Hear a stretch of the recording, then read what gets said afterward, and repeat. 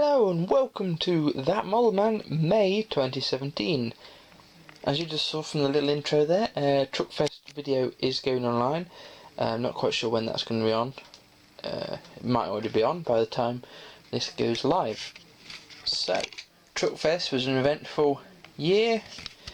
No Stobart this year, but I have now got into Team Maritime. They ran out of these fleet lists at the festival, so they sent me this through email. The official fleet list for Maritime Logistics. Brilliant little club, it's free as well to join. And that's also given me something what I want to do with this. This Corgi Hauler's Renown Model Edition will now become Maritime Lorry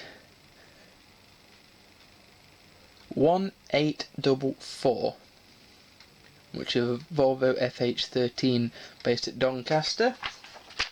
I've not seen it yet myself, but it's an old Volvo in their fleet list, and of course this is an old Volvo now model, so it fits perfect, and it's a cheap way of doing it as well. So I've got the blue paint already, and I've just made the decals. They just need printing. So once I've done that, I will show you around that with a Code 3 model review of that one. So I went at the Maritime stand. I did buy something. Got the free bag, and I also got a free Team Maritime hat, which I might wear when I have my Stobart Depot tour on the 5th of August. I got myself a nice Peterborough Truckfest branded Maritime top. On the back it says Team Maritime.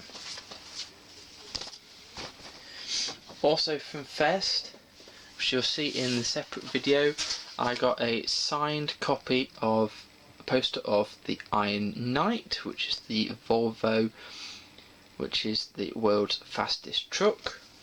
And then I took a trip to the Oxford Diecast stand, and all these models will get reviewed.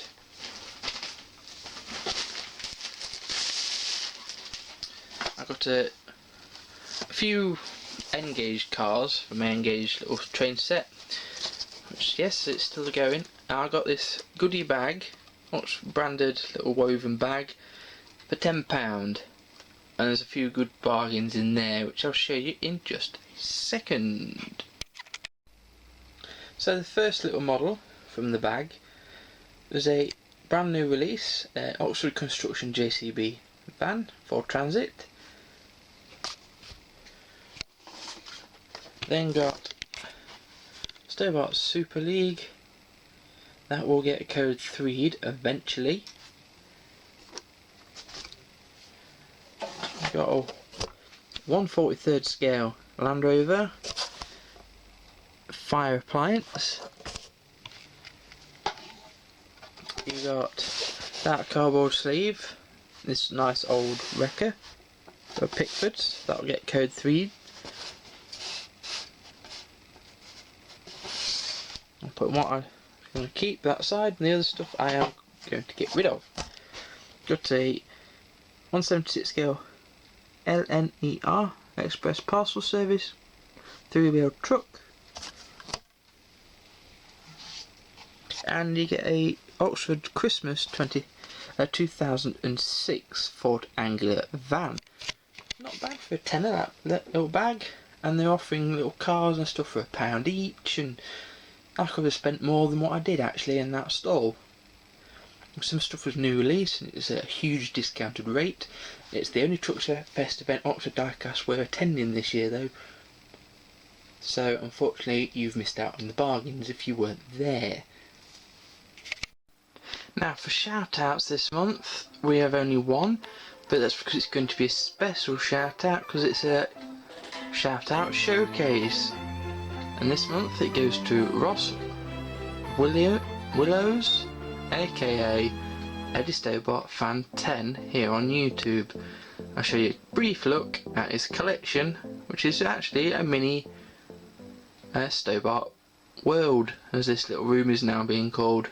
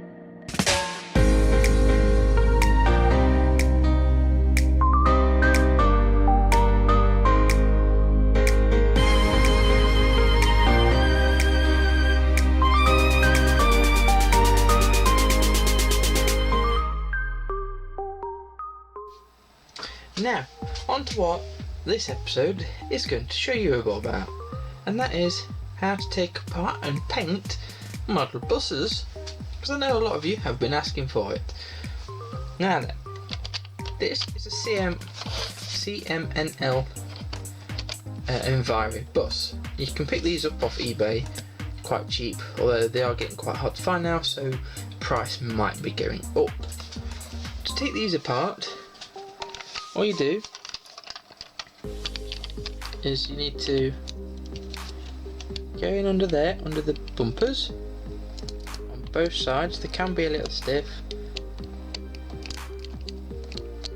Try not to break the bumper.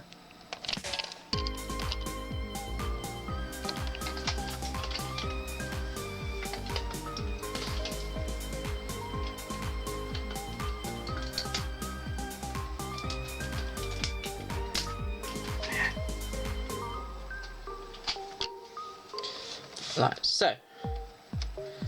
It's a little fiddly to get out. Right. Now I will do the other side.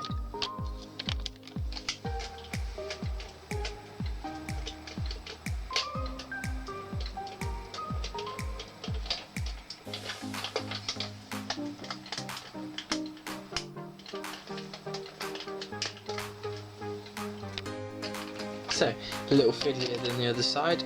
Just be careful, because on these the bonnet does open and it will come off in your hand else, or go flying out. Now you've got that off, literally, delicately slide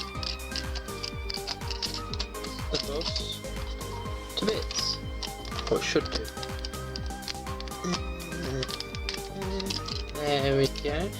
You'll end up with your base on. To get the next floor out, you need to take the windows out. I'll come back and show you that after, because this one can be quite fiddly, and be careful not to break the glazing. Right, so the bottom glazing out, and then take that out, the top tape literally just falls straight out. And then do what I always do, you don't have to.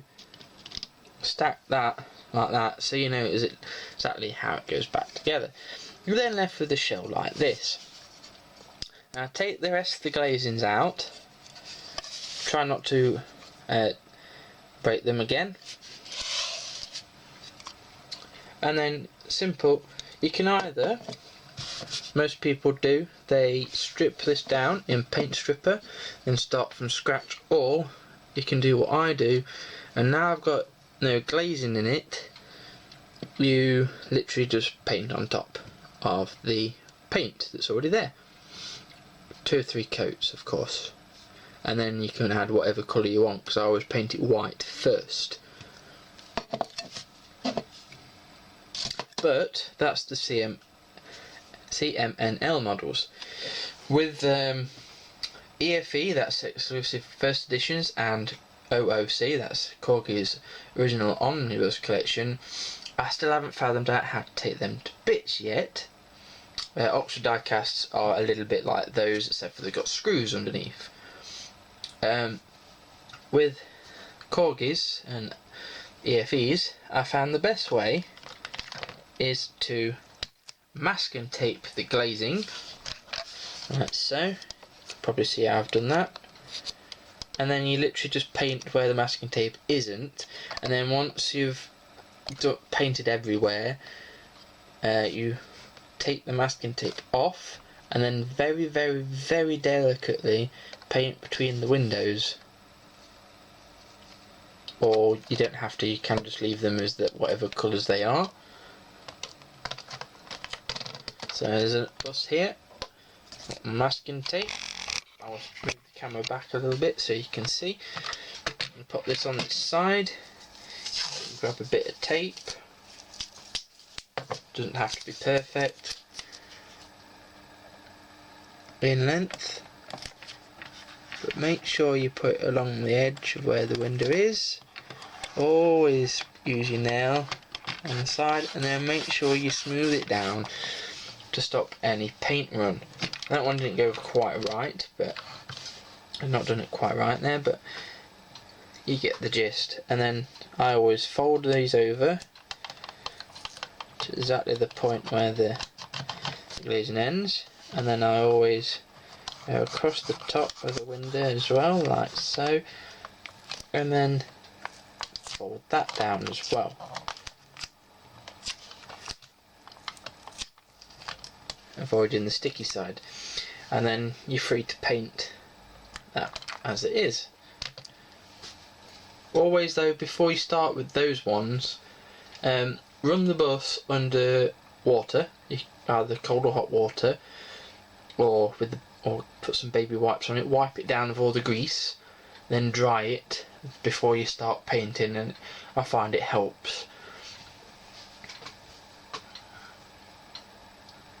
Yeah, it helps quite a bit. And as we can see there, that's looking quite nice now. And that's just a quick little brush over, literally just within a few seconds.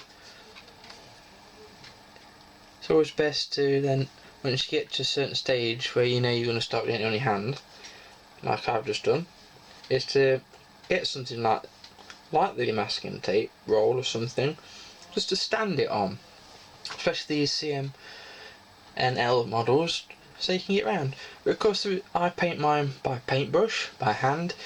I know a lot of people, when they take these foliage apart and they've dropped them in paint stripper and all that, they then spray paint them. And it's up to you whether or not you take the wing mirrors off and then glue them back on afterwards, but I always try and leave them on as best I can, although of course one of them has been snapped off. I'm on the other buses that I just showed you.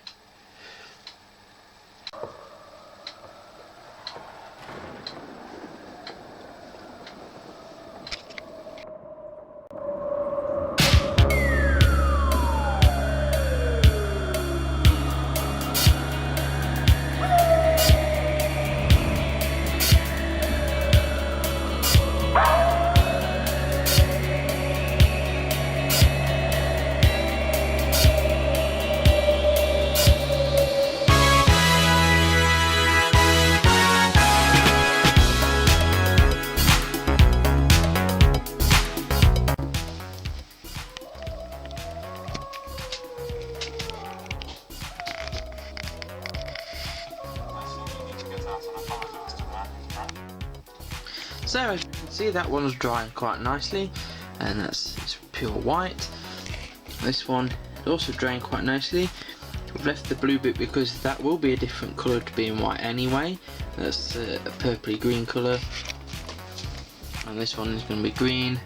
So I've left the back bit there blue because it's going to get repainted anyway. That one, yes, is going to have red on the back, but I felt the need to just paint it all white anyway to give it that nice coat. Inside is still blue, of course when you spray paint them the inside changes colour as well, but I'm leaving mine blue.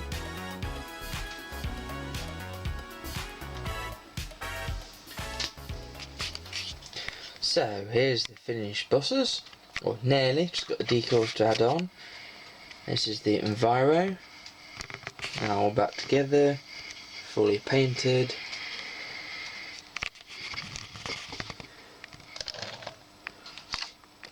This is the Dennis. I didn't do in the windows on this one. The paint did go underneath my tape a little bit, but if that does happen to you when you have done tape, I'll tell you in just a sec. And this is the other, this is the Millennium Trident.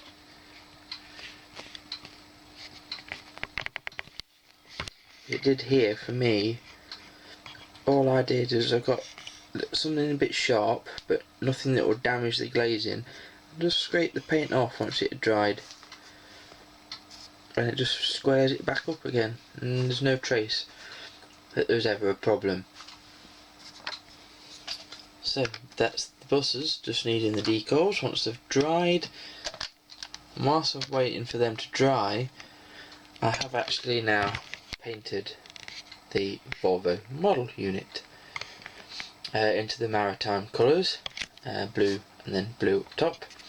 On the newer the model of the lorry, the more blue it actually has on it, I found out, with the maritime fleet. These older Volvos, it's just a thin bar there, a bit on the roof. Newer Volvos, it's a full blue skirt round and the blue bit up top, just like the new ones. New Scanias and Mercedes and DAFs.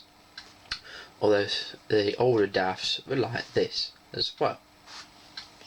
So that's coming along nicely, very quick.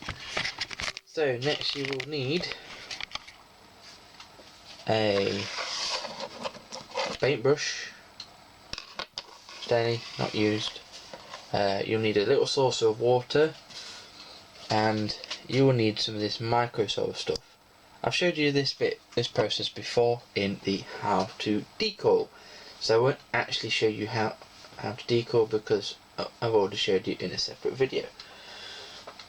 These are the decals.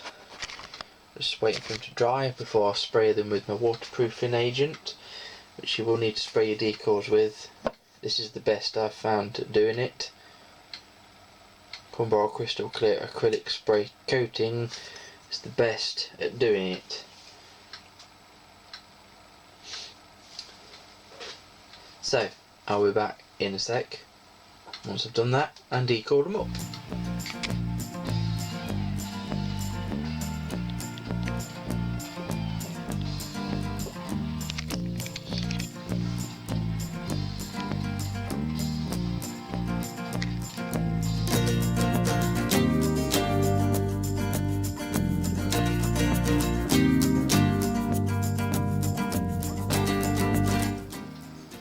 So there we go, they're all complete now. So what have we got? We've got Jeep Bonnet Transport Group Williams D livery. I've teamed up with About Nottingham Buses here on YouTube. Hey mate, it's your first bus in my livery. Green and white. Just need to put the wing mirror back on that one. Then we have ADD Buses Blidworth. Nice little take on the livery to update it into my livery. I did keep the old Spirit of King Alfred thing around its destination because I quite liked it.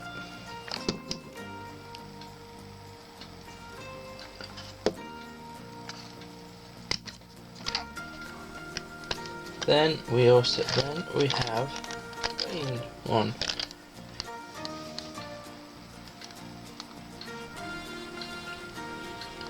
which is for the Coaster City Express route. Oh. And we've got all the bus companies that my firm has. There's about 8 of them. And on the back, it does show that there's no lights, but they are circled around. It's because the red that I use is the same red as rear lights. And then I've gone and done it. It's quite difficult, but I've done it. Here's my maritime truck. I'll give you a brief look around at that. Brilliant. It's the swoosh, which was hard to put on, and their fleet numbers of maritimes are up here. This side I did second, and this side I did first, and the side I did second came out nicer than the first side. But so this was the first side, because that needed to be a little high up the swoosh, but it won't move. But still, it's worked out nicely. It looks fine. It actually looks like a maritime truck. So that wraps up this month's episode of That Model Man. Now, I don't know when the next episode will be. It might be June, it could be as late as July. Frequencies of these will start to deteriorate for a bit, and model reviews is slowly but surely coming to an end, but its replacement is coming. And the replacement to model reviews is called Trucking Mad. It's a news and info show about trucks, Yes, I know the channel has some buses on it, and I do like buses, but that's purely a truck show. We're going to look at models coming out and they've been released. We're looking at the industry and looking at photos. So that model map that you're watching now will probably turn into an interactive show where you can send in your photos and what have you via the Facebook page and other means. Just show me how you're doing with your collections and that. But we'll get to that when we get to it. See you next time, guys. Hope you enjoyed this month's episode.